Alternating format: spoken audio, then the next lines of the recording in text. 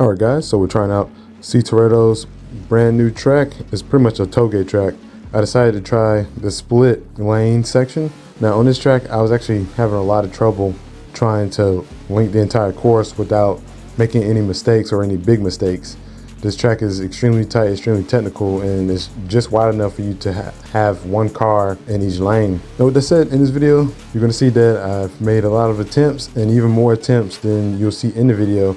And to be honest, I was starting to get frustrated, but then after a while I had to kind of chill out, and then I was able to finally lock in and put in 2 good runs for the most part.